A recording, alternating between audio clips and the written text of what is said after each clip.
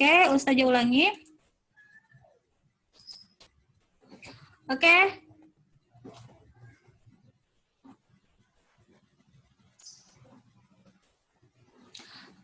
Tujuan pembelajaran kita pada hari ini yang pertama adalah diharapkan kalian mampu mengetahui tanda titik pada kalimat. Yang kedua, diharapkan kalian mampu mengetahui penggunaan tanda tanya pada kalimat.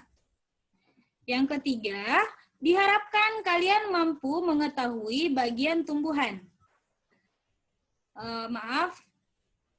Diharapkan kalian mampu mengetahui bagian-bagian tumbuhan. Yang keempat, diharapkan kalian mampu mengetahui manfaat tumbuhan. Berikutnya, penggunaan tanda titik. Tanda titik digunakan pada akhir kalimat, ya. Ustazah ulangi, tanda titik digunakan pada akhir kalimat. Contohnya, saya memakai baju olahraga.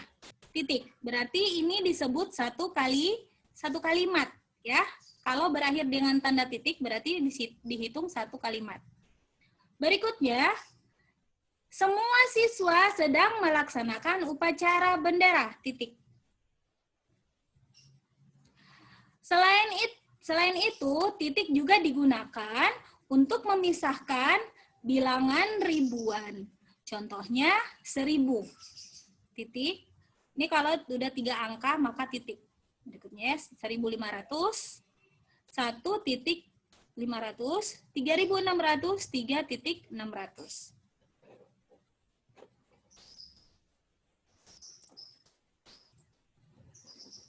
Oke, berikutnya. Contoh tanda titik pada teks. Jadi, teman-teman silakan perhatikan tanda titik yang Ustazah tunjuk, ya. Banyak jenis tumbuhan di sekitar kita, titik. Coba perhatikan tumbuhan-tumbuhan di sekelilingmu. Ukuran tumbuhan berbeda-beda. Ada yang rendah, ada yang tinggi. Tumbuhan dapat dikelompokkan menjadi tumbuhan rendah, sedang, dan tinggi. Tumbuhan yang pendek tidak mempunyai kayu disebut herba. Tumbuhan ini tumbuh di pekarangan. Contoh tumbuhan ini adalah rumput dan bunga matahari. Tumbuhan yang ukurannya sedang memiliki batang berkayu keras. Tumbuhan sedang ini disebut semak. Tumbuhan semak disebut juga tanaman perdu. Contoh tumbuhan semak adalah bunga mawar, jeruk, dan delima.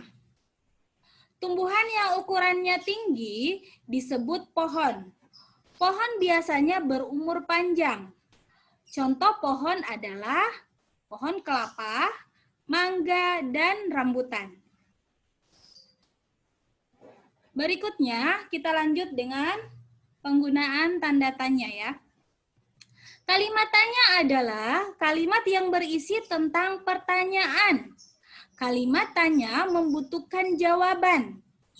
Pada akhir kalimat tanya diberikan tanda tanya. Jadi bentuknya seperti ini, ya.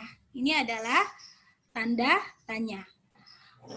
Kata tanya yang pada umumnya dipakai pada kalimat tanya adalah apa, ini menanyakan benda, siapa, menanyakan orang, mengapa, ini alasannya, kenapa, kapan, bagaimana, dan berapa. Kapan ini waktu, ya.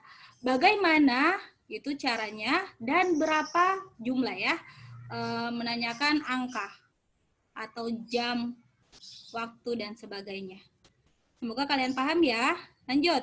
Contoh kalimat tanya adalah sebagai berikut. Ini Ustazah ambil contoh aja, ya. Siapa namamu? Berarti di akhirnya harus ada tanda tanya. Berikutnya, bagaimana kabarmu? Keadaan. Ini pakai tanda tanya. Sekarang Mila tinggal di mana? Ini tentang tempat, ya. Kalau di mana menanyakan tempat. Jangan lupa harus diakhiri dengan tanda penciptanya, ya. Semoga kalian paham. Sekarang kita lanjut. Nah, bagaimana tumbuhan dapat tumbuh?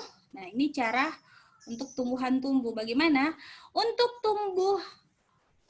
tumbuh tanaman membutuhkan air. Nah, jadi tanaman tumbuh membutuhkan air, udara, dan sinar matahari. Tumbuhan memerlukan air untuk pertumbuhan. Kekurangan air menyebabkan tumbuhan layu. Tumbuhan memerlukan udara untuk bernafas. Sedangkan cahaya matahari diperlukan untuk membuat makanan. Apa saja bagian tumbuhan? Teman-teman boleh lihat halaman 102 di buku paket kalian. Halaman 102 boleh dilihat. Nah, ada akar. Nih, ini adalah bagian-bagian tumbuhan. Untuk lebih jelasnya, boleh kalian buka buku halaman 102. Ada akar, ada batang, daun, bunga, dan buah. Nah, bisa dilihat penjelasannya di buku kalian ya. Sekarang, ini adalah bagian-bagian dari tumbuhan. Lanjut, apa sih manfaat tumbuhan? Nah, coba perhatikan. Manfaat tumbuhan yang pertama adalah mencegah erosi atau longsor. Nah, contohnya, tumbuhan ini bisa menyerap air, ya. Jadi kuat, akarnya kuat. Apalagi pohon yang besar bisa menyerap air, ya. Jadi ini bisa mencegah terjadinya tanah longsor atau erosi. Bisa juga mencegah terjadinya banjir karena akarnya ya. Lanjut, tumbuhan sebagai bahan pangan. Nah, bahan pangan di sini disebut sebagai bahan makanan ya, teman-teman. Yaitu tumbuhan misalkan ada ubi, ada sayuran. Nah, itu yang disebut dengan bahan pangan, yaitu bahan makanan.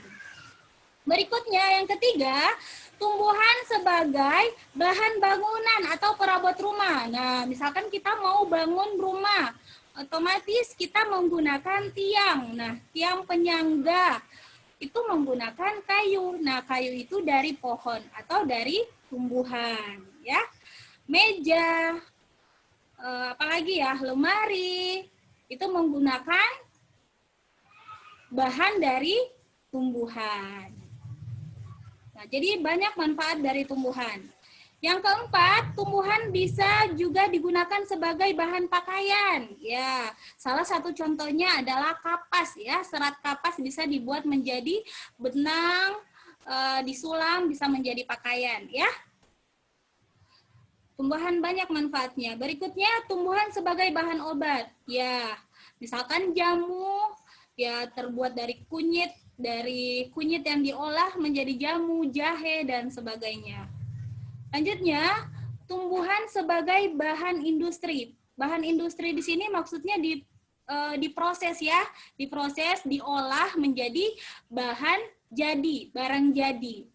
Ya, itu maksudnya tumbuhan sebagai bahan industri. Industri itu membuat baju, membuat meja, mebel, dan sebagainya. Yang ketujuh, tumbuhan juga sebagai hiasan. Nah, siapa yang di rumahnya di depannya ada tanaman? Ya pasti membuat mata kita enak memandang. Jadi tumbuhan sebagai hiasan, ada bunga ya, bunga mawar, bunga melati, dan sebagainya.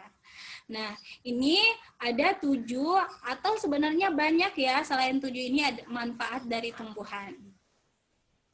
Nah, untuk tugas halaman 91, 103, 107, dan 138. Nanti kita bahas bersama-sama ya.